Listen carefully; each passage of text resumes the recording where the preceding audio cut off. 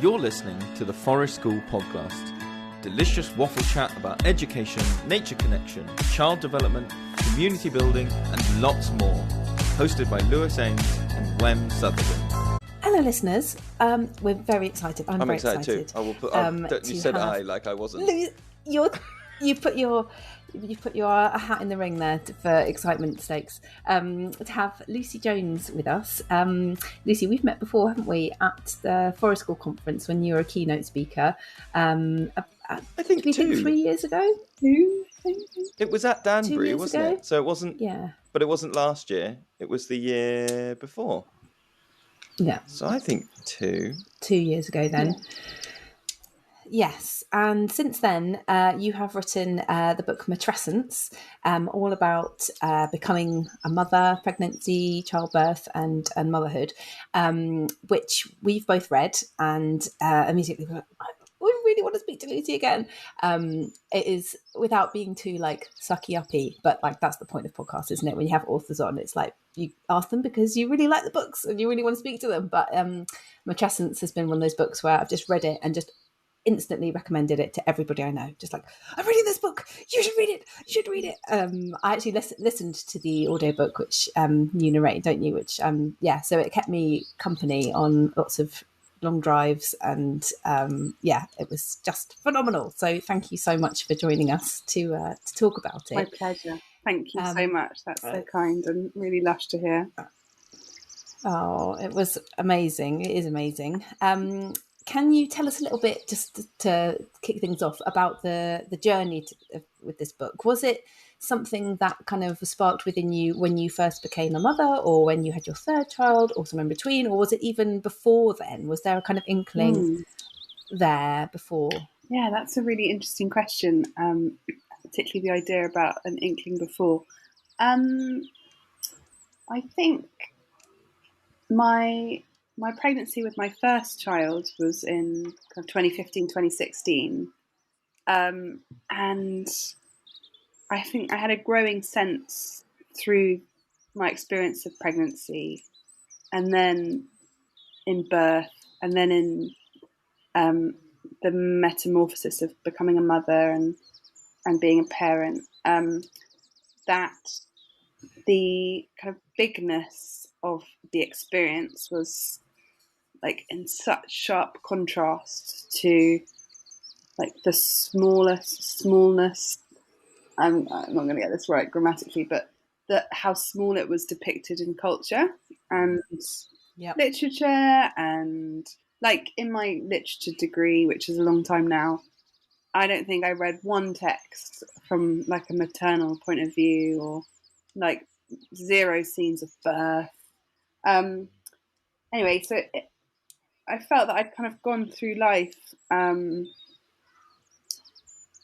really knowing so little about birth, in our shared natality, what it takes to raise a child,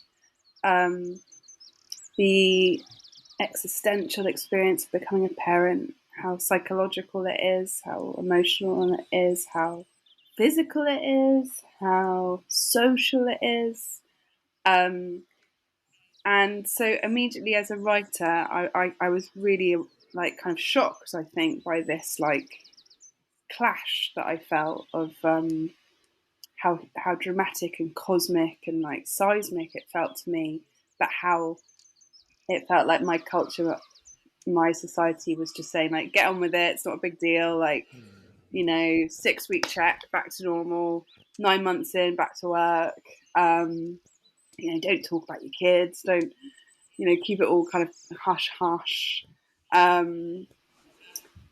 It was this, it kind of blindsided me. So yeah, I guess that I started to think I want to explore this and understand it. And I, as a writer, I try and understand things through writing them. So yeah, I think, and then in the drama of birth, that was a really big, huge existential experience for me in so many ways. And I think at that point I thought, I'm going to have to write about this. And then I did write an essay about my So I'm going on a bit now, but I wrote an essay about my first birth for a really small like literary journal. It was for a friend was running it, and so I felt quite safe in writing really personally and quite openly, quite graphically.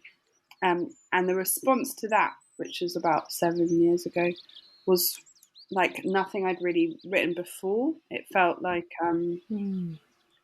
so many people, men, women, were getting in touch, and it kind of gave me the confidence to create a book proposal and to want to explore it and actually write a book about it. Yeah. Going back to what you said about sort of cultural presentations of motherhood and childbirth and things, that's one of the things I wanted to talk with you about, because you do say that in the book. And, at least in Europe, beyond the kind of thousands of depictions of like the Madonna and Child, which is just like such a thing, isn't it? Apart from that, you're absolutely right. There's so few depictions of what it's like to be pregnant, what it's like to give birth. You mentioned even like in music, why aren't there billions of songs about love and all the rest of it, and nothing about having children? It's a very rare kind of topic. And I wondered if through your kind of research and your writing, you came upon any theories for why that might be, or had any thoughts about yourself why there is this like weird, gigantic, missing lot of stuff culturally. This episode of the Forest School podcast is brought to you again by the fantastic Forest Tawi stove. It's available from the guys over at Carbonfarmers.world. This is honestly the ultimate tool for like setting up fires with an outdoor education group of any kind. So it's got 3 different cooking surfaces, it's smoke free, and also allows you to get like the most out of your fire so that you can be as efficient as possible. The Forest Tawi stove, you can demonstrate the whole carbon cycle because you turn the organic material of the sticks into charcoal. You can make charcoal crayons. You can put the charcoal into like your compost bin and stuff and get rid of all the odors. Plus, it makes biochar as you're working. So I was reading this on their website. If you make 1 kilo of biochar, you have saved 3 kilos of carbon from going into the atmosphere. So the Forest Tawi is a carbon neutral stove, which is amazing. If one of your focuses with your outdoor groups is teaching about climate change or about sustainability, then you can literally demonstrate capturing carbon and keeping it from going into the atmosphere with this stove every time you have a fire. The Forest Tawi stove is honestly a must-have for anybody that's working with groups outdoors. So like I say, if you go to Carbonfarmers.world, you can pick up one of these stoves, and honestly, it will change your outdoor sessions for the best. Thank you so much to the guys at Forest Tawi for sponsoring this episode. Yeah, it's a great question, and I think that there are lots of different answers to it, lots of different kind of factors, and the kind of disavowal of the maternal, or of the experience of child raising, is endemic, really, and from like feminist academia, even is very can be very kind of shunning of the maternal experience, and I just kind of bizarrely uninterested. I guess like one of the reasons would just be kind of really straight up common garden misogyny, and a kind of inherited sense. In my research, I kind of look back to the old dudes like Plato and Aristotle, and people like Herbert Spencer and Rousseau, these guys who have created our like kind of Western cultural belief system, and there's just such a strong sense through that of a kind of denial of the mother and a denial of pregnancy and childbirth, to the point where I think it's Aristotle or maybe Aquinas, writes things like, you may think it's the woman who gives birth, but actually, it's actually they had this idea that a man would deposit like within the woman's womb like an actual kind of tiny man, basically. The drawings are like hilarious. A homunculus, it's called. like a Oh. fully Okay, formed. You've got to look up the pictures; they're really funny.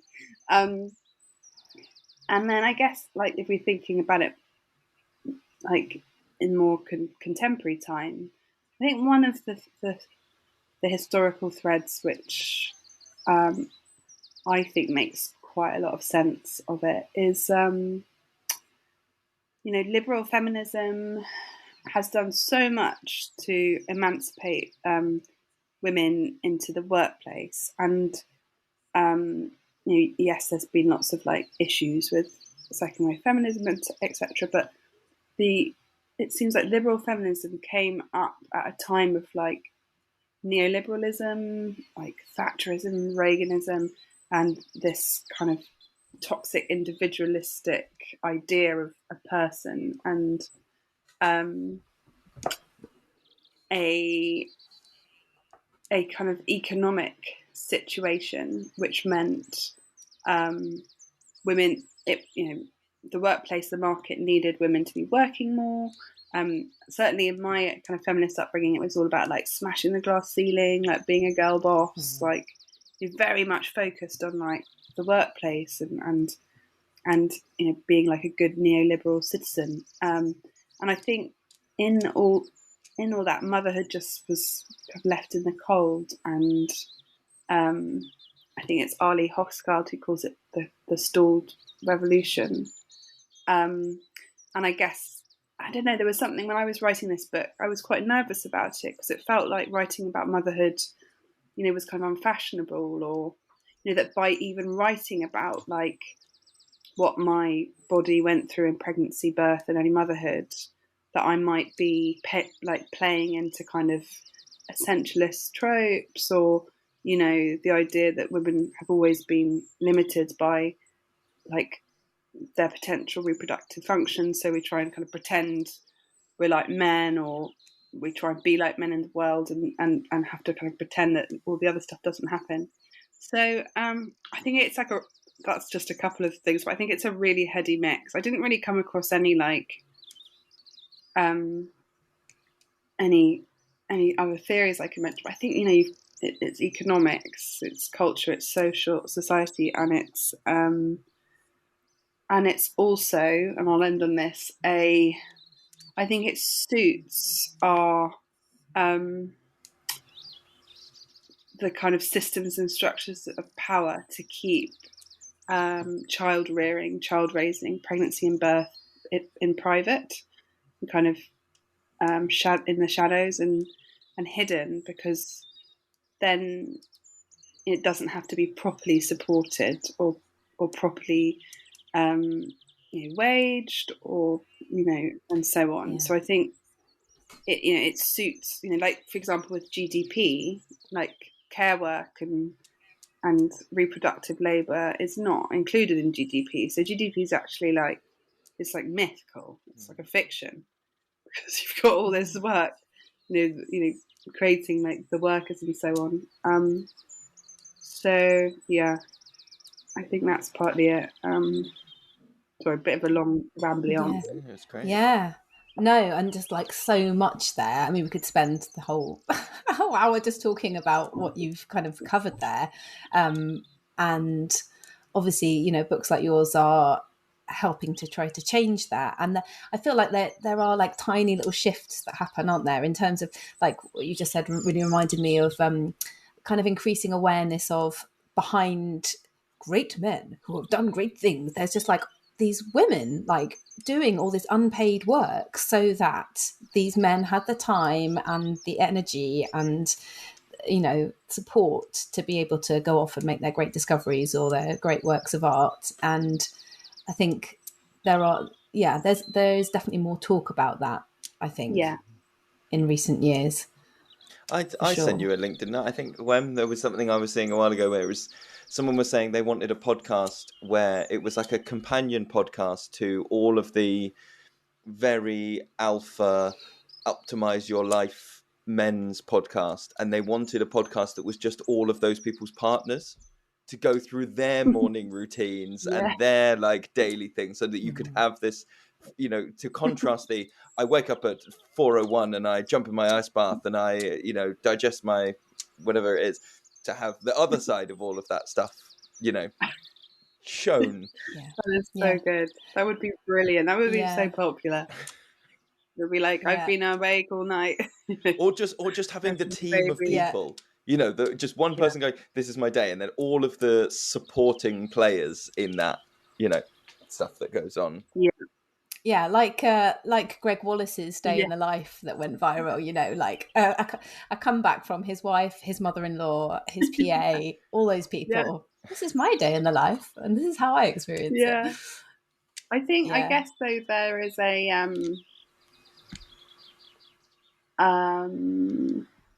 there. I think, like, without wanting to get too, like, I don't know, philosophical or kind of wonky about it, I think there's something about, like, in our culture, like a fear of dependence and a kind of fear of vulnerability and a kind of you know, like this idea of like self-reliance and self-sufficiency and like the individual self being able to just make it in the world. And that story is like propped up by, you know, invisibilizing all those other people. And I think it also links to probably, like, you know, your original question and like the disavowal and like denial of birth and so on. Like, I imagine that is partly a kind of and there are theories of this, you know, a kind of denial of our dependency, like our original, you know, need for other people. Am I cussing out? Can you still hear me? Yeah, it's fine. Okay, no, cool. Yeah, I can still hear you. You know, our original like vulnerability, and I mean, okay, I promise I'll end on this, but I think that idea has done so much harm to us, because I think you can see it in our social relationships, but also in how we, in the global north and kind of our Western cultures, relate to the earth as well. You know, a kind of like, you know, we're not connected, we're just machines, we can do what we want, we don't need anything, we're above it all. So I think it's all like interlinked.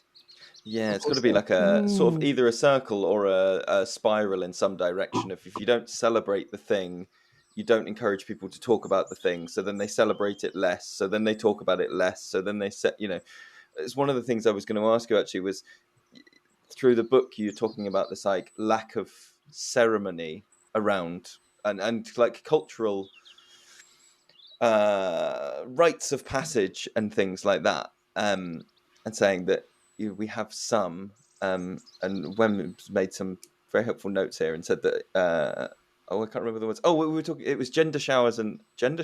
That's what I'm going to. No, I'm going with gender showers. Reveals. It's gender showers and baby reveals, and that those are not necessarily meeting the.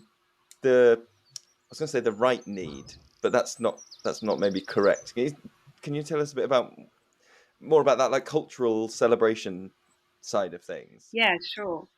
Yeah, so I got interested in this idea because so I give a bit of backstory. I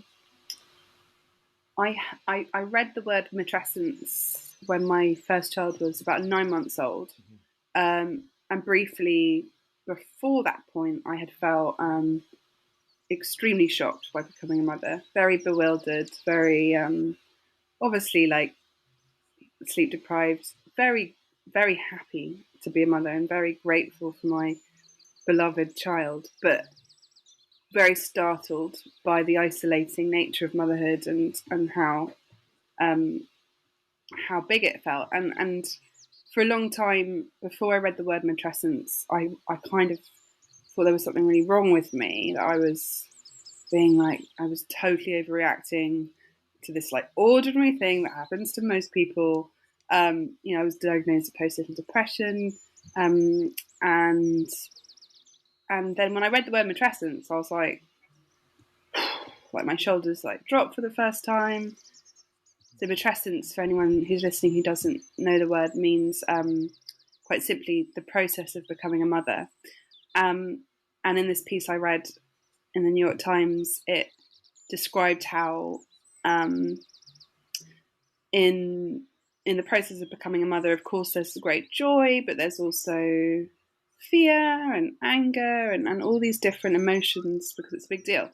So I went back to the original text where the word matrescence was first used, which was by an anthropologist called Dana Raphael, and it was an essay from 1974. So, as I said, she was an anthropologist, so she was coming at it from writing about and explaining how other cultures in the world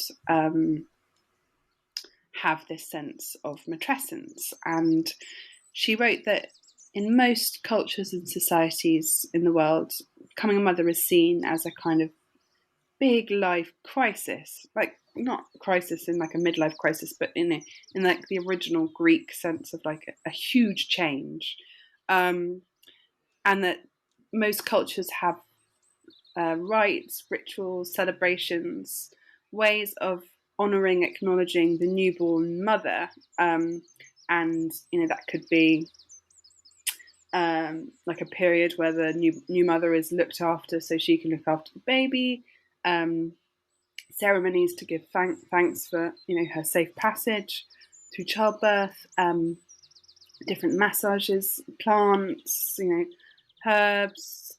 There's a lot of different ways people do this, but in our culture, or certainly in the global north, and I was coming into motherhood in my kind of white middle class Judeo-Christian culture. The norm is you have a baby and you're probably in hospital for a night, and then you're at home and your partner probably has to go back to work after 2 weeks, and that then you get on with it. So or you struggle to get on with it and write a book about it. So I think I just felt that I felt like a kind of like yearning or a longing for rites and rituals, and I found some in some ways, and in the end, and actually one of the really big ones for me has been like going to forest school with my toddler, and like attending a forest school with older women, older mothers, different people, and that has been a really nice ritual for me. But and I guess like people do things like mother blessings now. Like, I mean, I think there should be a ritual for dads as well, like a Matrescence ritual.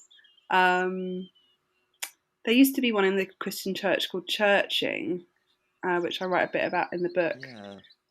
So I think I was talking to the chief druid recently, or the old chief druid, and they were saying they were talking about maybe a druid way of honouring matrescence. But I think that we need something. Mate, 1,000. Yeah. Sorry, we need to it's acknowledge all about the baby, isn't it? How smooth the sentence. I was chatting to the chief druid the other day. That just didn't even clock it. Just went. I'll just put that there. There you go. That was incredible. Well, that was amazing. I assumed you guys might know the druids. Not personally. I wish I did. Oh, you should. They're really cool. Yeah. I just watched that Ben Edge documentary about folk Britain. Have you seen that? Frontline Folk. They're in there.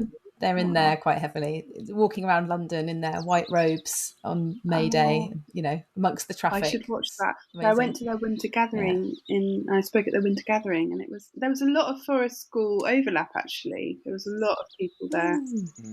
But it was amazing. It was so many people, and there was like lots of stuff about animism and yeah, it was cool. Sorry, Wem, you were midway through a question and I trampled all over it. I can't remember what it was now. Have you guys found any rituals or rites around parenthood? Or have you read Rituals for Life by Ina MacLeod or seen any of her work? I would really like to. Actually, I think she was at the Druid Winter Gathering. Yeah. She's awesome. And yes, oh my gosh. I happen to have it here. I didn't Isla's been on the plan podcast. That, and we've chatted with her. She has been on the podcast. There are lots of different suggestions for rituals in here, and one of them is about celebrating women. I can't remember if it's specifically about motherhood. I think it probably is. But yeah, there is an idea in there which does, I think, draw from different cultures around the world as well, like some ideas for kind of using like clay paint and things like that. Nice. And yeah, I'm flicking through, but I can't find it exactly. But yes, that's the only place I've really come across anything like that at all, you know. And that's quite recently written and quite new to me, that kind of idea. I've started making Matrescence greetings cards. Like, I just like make, because you can't really buy a card for like the mum. So I make like Matrescence love cards. I sell them on my website. Oh, that's lovely. Something like that, like just to honour and acknowledge and mark. Yeah. And you want something that is, we've talked about ritual quite a lot on the podcast in terms of marking moments, because it feels like there's a lack of that in our culture, as we've been talking about, and a real need for it. But at the same time, like not absolutely scaring everyone shitless. Because if you suddenly, like I was thinking about you saying about forest school feeling like a real ritual for you with your children. And, you know, we run 2 different toddler groups. And so lots of people go through pregnancy whilst visiting forest school every week, and so we go on that journey sort of with them, and then lots of people bring their babies when they're so new, and they really, it's so special, like everyone just gets so excited, the mums are really excited, and the babies are all like tiny and all squished up in the sling. And yeah, last time it happened, 2 came on the same day. The mothers were pregnant through at the same time, weren't they? And it did feel like that was it was a thing that kind of was just there waiting to be acknowledged. And I kind of acknowledged it by squealing quite a lot and getting overexcited. But at the same time, you don't want to go, and now lay your babies down and we shall, you know, garland you with the things. And they go, oh my God, what's going on? And like already there have been mutterings about, you know, the fact that we run a weird cult school in the woods. So, you know, you want it to be inclusive in that way, don't you? And it's so difficult for us to kind of, if you're already moving in those circles, it's fine. It's not like a massive hurdle to go, okay, yeah, I'm doing this ritual, it's fine, I'm used to it. But if you're, and especially if you're in a community where it's a mixture of some people who are on that train already and some people who aren't, it's so tricky, isn't it? I think you're right. I mean, maybe rituals and rites in our kind of secularized culture look really different to like what we think of when we think of rituals, you know, like maybe it's things like parent and baby groups, or handing down clothes, or things like that, you know. Cooking a meal, like dropping a meal around, or but I think anything that looks after the parent and the mother as well is just, we just need a bit more of that. Yeah, because that's the thing, isn't it? It's all about the baby. It's like, even when the baby is so little, those, you know, you describe quite a lot in the book about, you know, checkups are for the baby. And then it's just like, oh yeah, let's have a look at mum for 2 minutes. Anyway, you're probably fine anyway. Back to the baby. And that's the kind of sort of medical and looking after-y type stuff is for the baby. And then even parent and baby groups that you might go to, I felt, and I think every mother I knew felt the same way, that you go for the baby. And the fact that there are other new mothers there might be an added like bonus, maybe, but you go because like baby yoga is really good for your baby, or baby sensory is really good for your baby. And if you don't do that, then you're not giving them the best start in life. It is all about them. Totally. And I think then it's no wonder you get women saying, I have to basically sacrifice myself, you know, and like annihilate myself in the service of my children, or, you know, in this like mode of mothering, which is, you know, the culturally acceptable one in our society. You know, it's like no wonder it's like this kind of drip, drip, drip of, you know, you don't count. Of course, baby counts massively, but there's 2 people, there's 3 people usually. There should be more. There should be more. Like, I've never looked up communes more in my life. Where can I move to a commune? Yeah, They always end badly though, which is not. You do write about sort of that section of society, society at large, and you do mention a couple of projects, I think, that you sort of say are doing a really great job at supporting mothers, as opposed to just babies, or mothers come second. And you describe a couple of projects like that. Have you come across many sort of support networks or things that you think do work and are breaking the mold a little bit in terms of places where mothers can feel supported? Today's episode of the Forest School podcast is brought to you by us, Children of the Forest.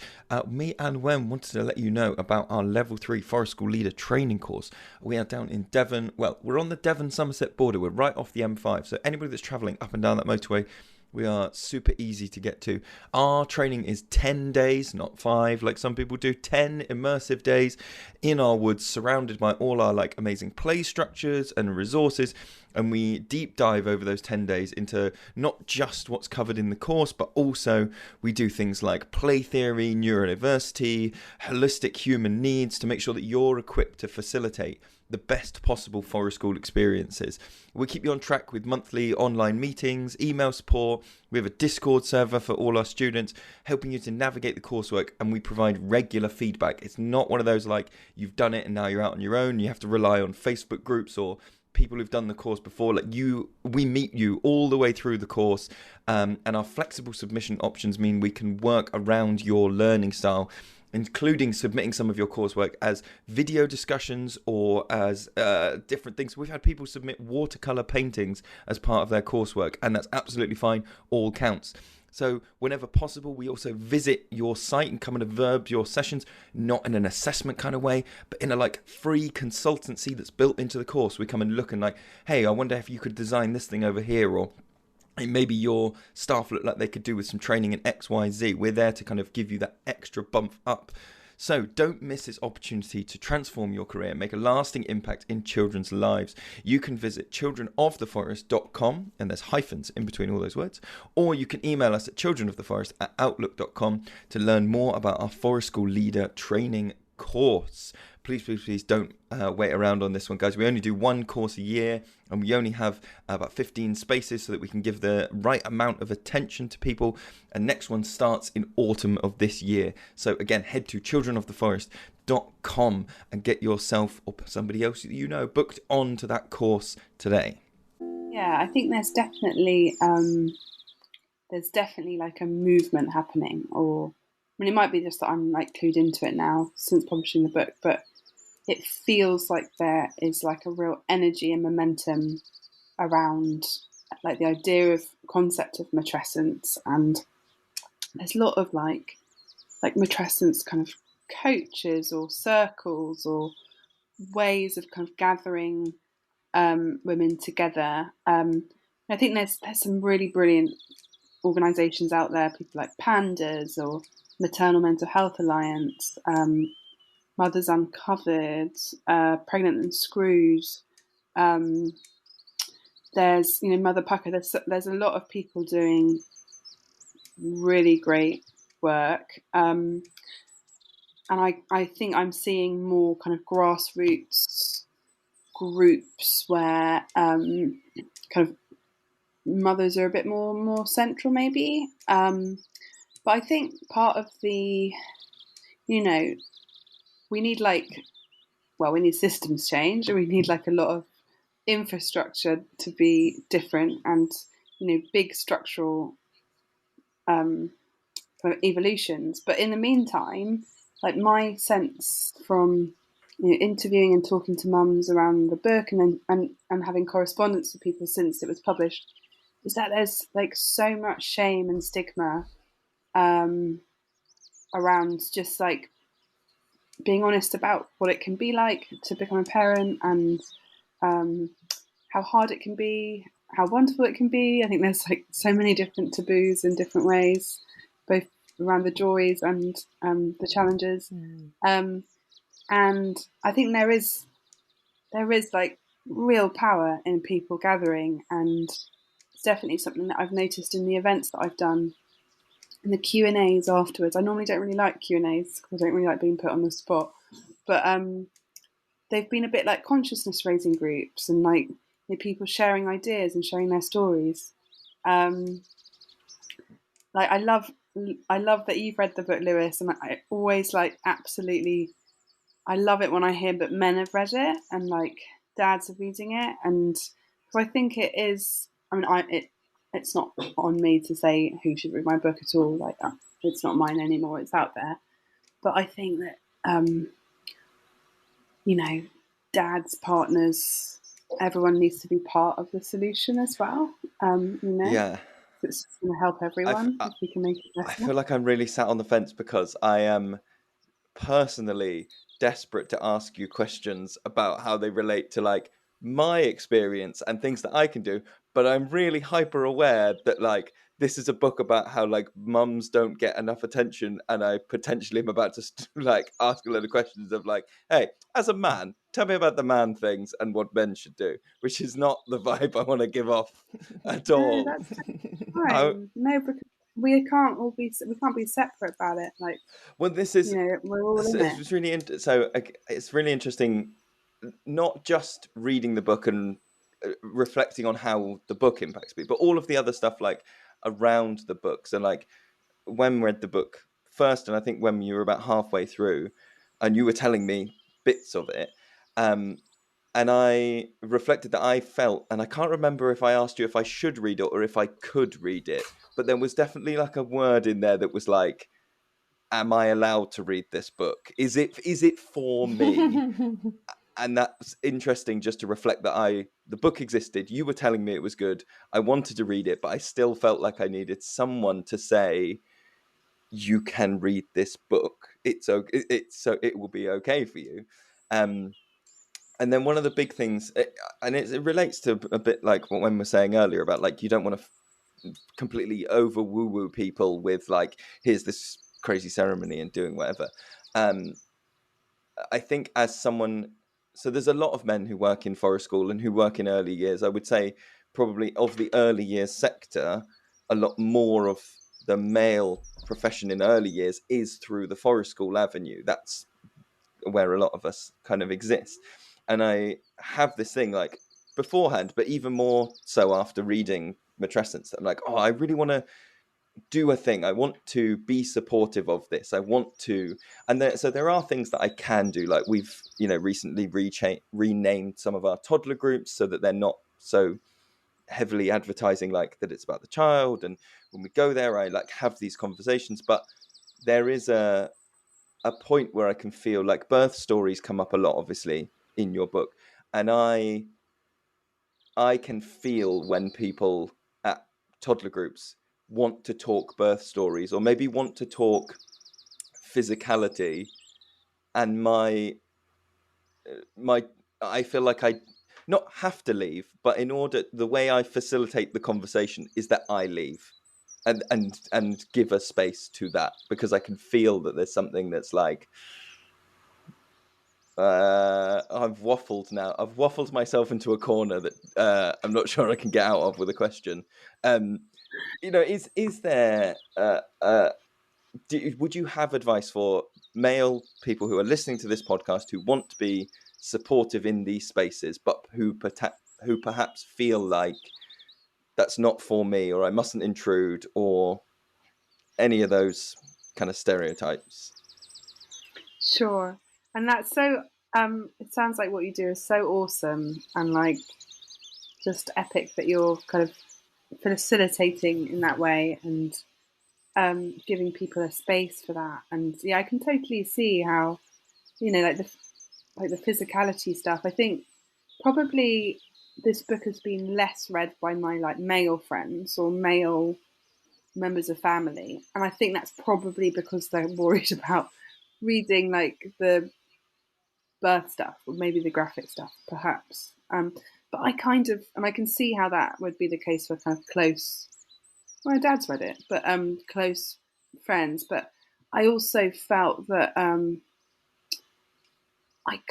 I wanted to write the book in a way that it would be doing justice to like like the drama of birth and how, yeah, okay, it's a little bit, brutal at times, but it's pretty like we've all been born in this way, and like none of us, like many of us, don't really know what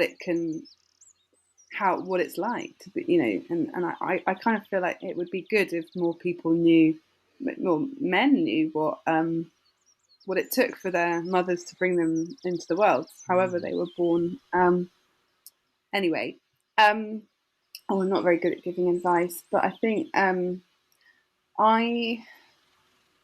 I guess, and I feel a bit uncomfortable kind of blowing my own trumpet in some way, but I do think that like some of the messages that I've got from people, I can't really talk directly about advice for people working in forest school, but hopefully this will be helpful. I've had quite a few really moving messages from people whose husbands have read Matrescence, and just learning about like the concept of Matrescence, which isn't mine. It was, it was coined in the 70s, and plenty of people have written about it. Has been, I think, really helpful even after the fact to try and kind of like understand a bit of, if your partner is pregnant and gives birth and feeding your baby, like how that can impact on the body and the mind, and that everyone's different, obviously, but it can be a period of like vulnerability and I feel like the disavowal of Matrescence does like no one any favors, because I hear there's so much about like relationship difficulties as well, and those early years, and actually like we know now that in Matrescence like men's brains change, and from hands-on affectionate caregiving, you don't have to be pregnant and give birth to be a parent, and we know now that like brains completely change shape just from looking after children, and so yeah, I don't really know if I'm answering your question. I guess maybe just the I think the power of like the word Matrescence and possibly Matrescence is it gives a way of kind of acknowledging that this thing is happening or happened, and you can either say like how's your Matrescence, or like to make it like just normal to be able to talk about it, and it just gives us language and like a lexicon to support each other and chat, or even like it's someone who's how was your Matrescence? I've been really struck by people who've written to me, they had their children years ago, even decades ago, but that experience of becoming a parent was really formative, really can be really traumatic. People can be, it's like adolescence. It's like a big wet part of your life journey. So yeah, maybe that's answers your question. That is helpful. Thank you. And also, I think there's a lot of when we were both reading it had prompted a lot of conversations with parents at our toddler groups, right, Liz? Do you remember? So it was a couple of months ago now. So one or other of us would be like, something happens in the toddler group, or someone says something and it goes, oh, have you read this book? You've just reminded me about this book, And so then just talking about the book has opened up kind of conversations. And lots of people have started to open up about things about Matrescence. And you're not the only man there either, Lewis. Like, our toddler groups are getting more and more. There are still more mothers present and grandmothers than there are male caregivers, but the number of male caregivers has increased every year, I'd say, in the sort of 7 or 8 years since we've been doing it. And so lots of people, I think, through creating that sense of community and just being in that place where we can talk about any book that we've read and we're around the fire and it feels safe, means that people feel that they can talk about it. And I don't think any of the women who were talking about it were kind of shying. I think there was a bit of didn't mean laughter and a bit of necessarily like, recently. oh, It's sorry. kind of like, I would say over the No, nearly I decade know. I've been doing this, I have observed Of this, course, you know. of course, and what you say is valid, and that's how you feel as a man as well. But I'm just kind of saying, like, the fact that you can be there as a man alongside other male caregivers in a space where people feel comfortable talking about it, and yeah, like do a bit of a vibe check and be like, oh, maybe I need to Run away. step over this way now and make the tea or look after the kids. That's another thing that we try to do in our toddler group. Sometimes is to go, okay, well, these people feel like they need a bit of their own time to make something with their hands or just to sit and chill. We'll try and scoop up the children that are happy to go a little bit further away and do something so that we can allow that space. So nice. But yeah. So nice. Like, so lush. I think I've only experienced that actually in forest school, of like the forest school leaders kind of feeling comfortable to kind of, you know, try and care for my child so I could, you know, like kind of sharing it. And that, it's amazing. It just makes it just feel so much easier that it's just like not all on you, and that everyone's kind of looking out for each other's kids. And yeah, it's huge. Yeah, and I think I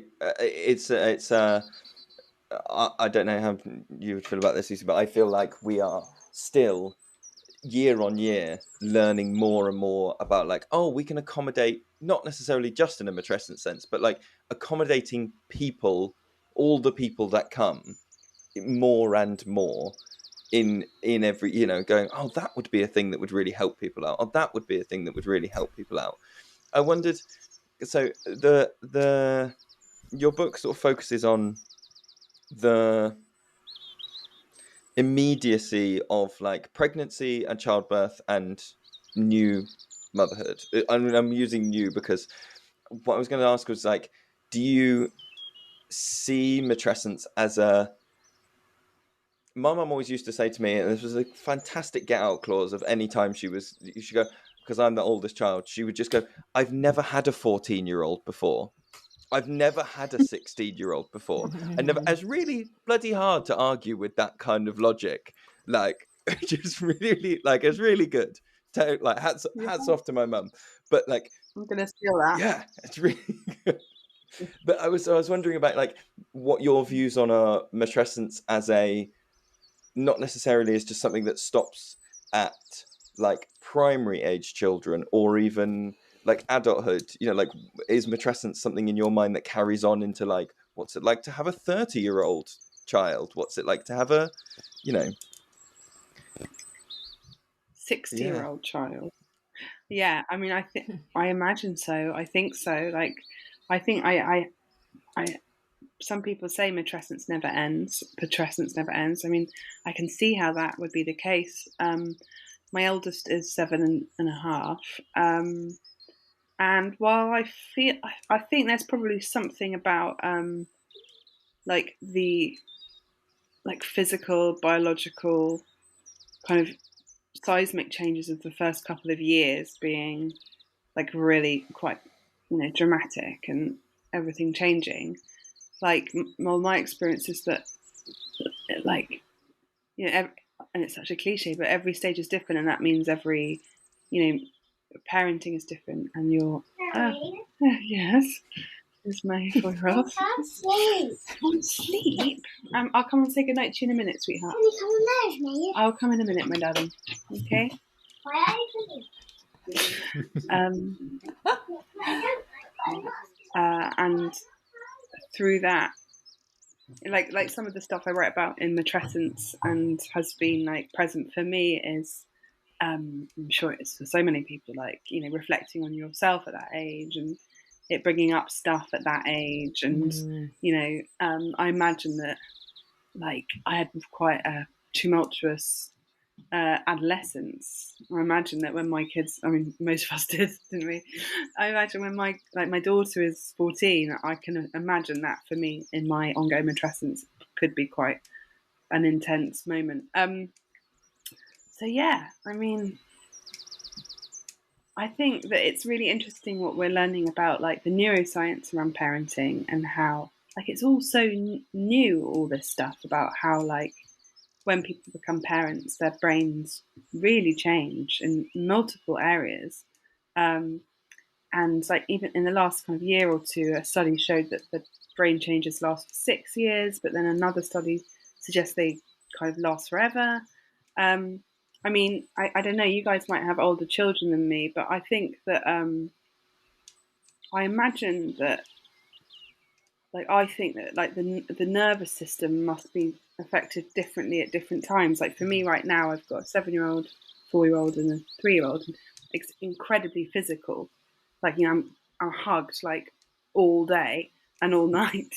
I'm constantly in like a physical relation with my young children, and I think there's that can sometimes be quite overwhelming, but it's also very kind of on an mammal level, quite rewarding. And I imagine that when that will have to shift when they're older and they don't want to hug me all the time, and then my nervous system might I think it's so complicated being a human, isn't it? And well, yeah, I'm at that stage where I have to ask my children for a hug now. I asked my son earlier; he's nearly 12, and I had to just go. I just saw him, and I just had this like overwhelming urge to just like squeeze him, and so I had to go. Do you mind if I like squeeze you and lift you up? And he went, "Oh, fine." I had to like squeeze him and like spin him round a few times, because it absolutely, I think, goes the other way, that you're like, I just crave this like physical closeness, but I have to really respect that you might not want that. Just get a really big teddy or like a dog or something. And maybe glue a photo of my kids' face. Oh my god, I would so do that. There's a market for that, probably. Oh my god. Way. Lucy, I was going to ask you. You just said then it's so complicated being human. All of the chapters in the Matrescence book have these little like animal sections in them. That's like that didn't need to be in there. And I don't mean that in the way of like I didn't like it. It didn't need to be in there. Like I love it. It's great. But what was the thinking behind putting these little animal matrescence and putrescence facts into the book? Yeah. So I kind of call them like ecological vignettes. That sounds really pretentious, but so the book is cut through with these stories of tadpoles, volcanoes, sea squirts, bats, slime molds. That's the prologue. So there was a number of reasons I wanted to do that. One was kind of going back to like our original, the first question. Like I couldn't find my experience anywhere in what I was reading. So everything I was reading was like bounce back, like nothing about how like a mother would change, or your body changes, everything changes. And I am someone who wants to be outdoors all the time, and I'm in the woods as much as I can be, or in my garden. And I found myself drawn in a really urgent way to metamorphosis in the natural world. So when I felt like the human world was just like baffling me, if I went to the woods and I just spent time with slime molds. So if anyone who doesn't, I'm sure everyone who listens knows about slime molds, but like slime molds have this extraordinary metamorphosis where they have loads of different life cycles. Sorry, it wouldn't be an interview with me if I didn't like wang on about slime molds. Go. So in their plasmodium stage, they're like this yellow, you will have seen it, yellow slick, and it moves around and it's like an animal, and it predates, it can learn, it can anticipate, it can teach. And then at some point it transforms like dramatically into a completely different organism, like sessile, spore releasing. They look like teeny tiny mushrooms. They're not mushrooms, they're not fungi. They're in the Protista kingdom. If you've never seen them, what they look like, you need to look up Barry Webb's photographs on Instagram. They're really brightly coloured, they're really intricate, they're incredibly beautiful, and they're everywhere. anyway, I found myself so drawn to organisms that go through a metamorphosis, and it really grounded me, and it helped me to feel normal and to know that change and process is like the most natural thing. And it just made me feel sane. And then at the same time, I also found that I was quite always loved like the natural world, but I've always been quite but scientific as well, like quite into science and data and stuff. But I got very like drawn into ideas of like natural birth, natural parenting, being a natural mother, all this stuff. And for me, my experience was that like birth was pretty traumatic. I couldn't exclusively breastfeed because of physical reason. I got postnatal depression. I couldn't soothe my colicky baby. It basically like upended everything that I felt I was being told about like natural mother. And instead, what I found, where I found solace was in thinking about actually the violence of nature and the brutality of nature. Like birth for me was like incredibly violent, and like thinking about volcanoes and the moon being formed from a collision, I just found that quite relaxing. I mean, probably sounds really weird. Or even like sometimes days when I had my second child and I was looking after two really little ones, I would often feel totally devoured by the demands on me. And when I read about spiders eating their own mothers, a process called matrophagy, I just like stuff like that. It kind of it kind of upended all this quite oppressive, like limiting association of like nature with womanhood. Like I just wanted to make it a bit more gothic and make it a bit more punk and kind of, like that's what nature is. It is all that stuff as well as being one, lovely and pretty and wonderful. So I cut the book like that, and then the third, sorry, it's a long answer, but the other reason I wanted to have the ecological thread running through was because it was such an ecological experience for me becoming a mother. Like I really realised that I was an animal and I was a mammal, and that I metamorphosed like everything else, and it really brought me quite close to kind of like closer to like the sap and the soil and death, like birth, all that stuff, kind of mortality,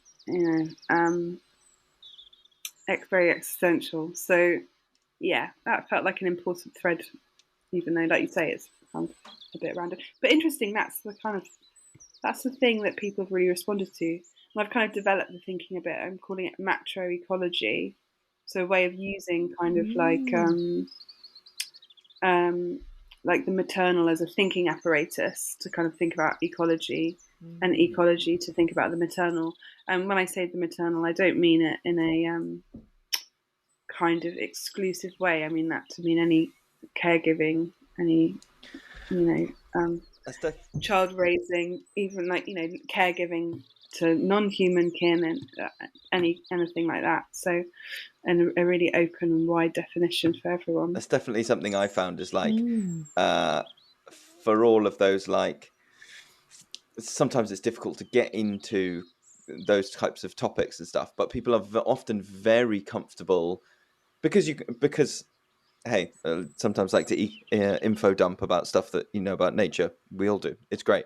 But when if you can info dump a bit about like an animal's matrescence or an animal's like reproductive cycle, that lands in such a different way. Because I was one of the things that's been floating around my head is this thing of like, we've said a few times, like forest schools are these great places where you can have these conversations and you can feel this kind of like we're all valued. You know, the adults are just as valued as the children, but there is always something, I think, that is like, particularly with the more like physical side of matrescence, where I think some people have this feeling of like, I'd rather not do this in a room, in an area full of 3 to 5 year olds, because I'm going to be describing something that's just not something I want to share. But that you can have very similar conversations, and sometimes with adults, I will use it as like a very thick metaphor, you know, where you go like, we know what we're talking about, but I'm actually going to talk to you about like blackbirds, and like mummy blackbird has to really make sure she's got enough food at the moment, because she's going to have to sit and look after the babies all day, and so that's really important. And you can have that conversation in a much more open, and I mean that in terms of like, if someone was to overhear, or it feels like it needs to be less private than a direct human to human conversation. And there's less like moral stuff associated with the natural world, isn't there?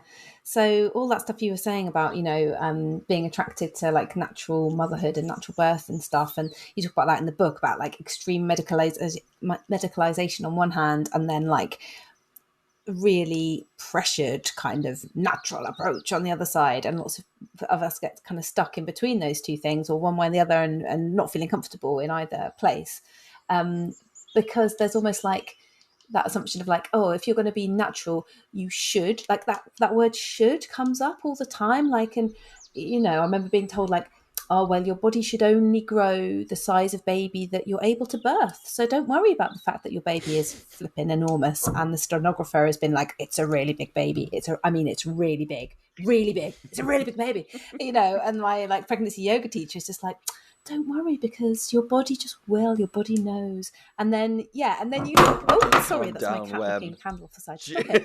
Oh, God damn it! No, that was actually my cat. Cross species adoption has resulted in me having a cat that smashes stuff. And so stop it, cat. So then obviously, as you say, nature is really violent. Stuff dies, like babies starve, mothers die, like bad stuff happens, and there's no like moral attachment to that. There's no like, oh well, they should have done the right thing, and they should have like chilled out more so that they had a better birth. They should have done some hypnotherapy and then it would have been fine. It's their own fault. You know, no one does that with nature. And so, as you say, to kind of see that link there, you said yourself about it, like just makes you go, oh, phew. Like that is such a good point. Yeah, you put that so well. I think the moral, I hadn't quite until you said that. Like that is, I think that's so, that it makes a lot of sense. It's almost like I kind of feel increasingly at the moment like our language, our storytelling, our myths, our ideas, our ways of thinking are just like very inadequate right now, and like full of morality and shoulds, or and there's something about kind of thinking through nature, or macro-ecological thinking, as I call it, which I think can really like free you up a bit and kind of break down some of those kind of stagnant, things like, Come on, pull it back, because we can't finish a podcast on life is death and volcanoes at the end. I can't. No. We have to find some way to pull this back. Well, I think, like, I feel like there's something about, I always think that economics is such a big part of everything, and I feel like, our world is so directed by things like profit and growth, and but in like little pockets of resistance, like places like forest school, or collective groups and like gatherings of people, even online. I think there's a lot of like good kind of digital connecting.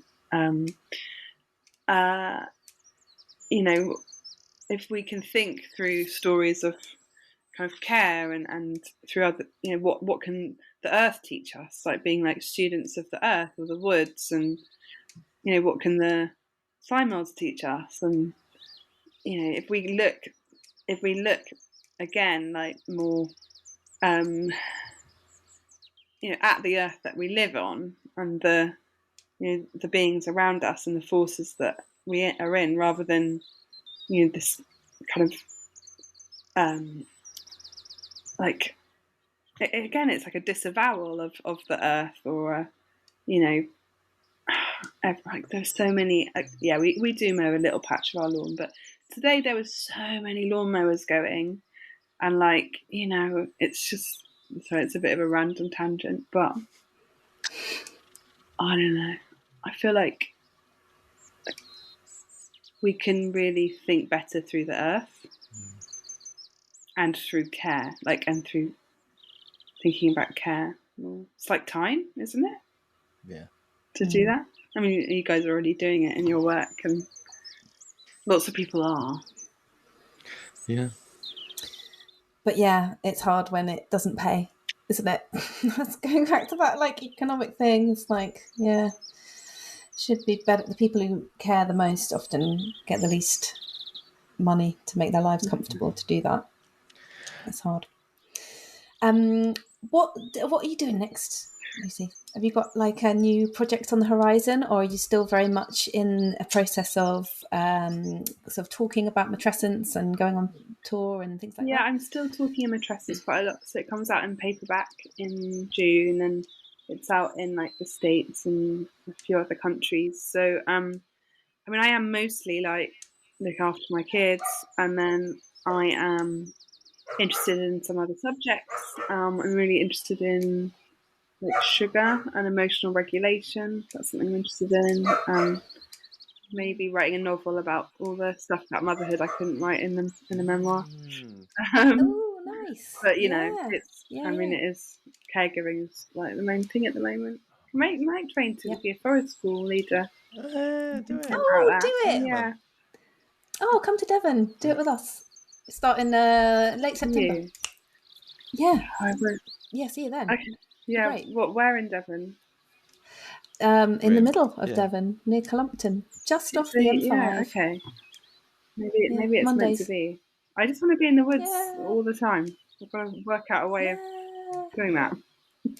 Yeah. Oh, right, Yeah. I think we all must go to our child caring duties. Yes. We probably should. Thank you very much, Lucy, for spending the time with us. Oh, it thank has been you. amazing. And thank you for the book. It's incredible. Oh no, I'm so glad that to be here and that it spoke to you, and it's really lovely to have this conversation. I've learnt a lot, and I will do it again. Yeah. Okay. Yay. Cheers then, mate.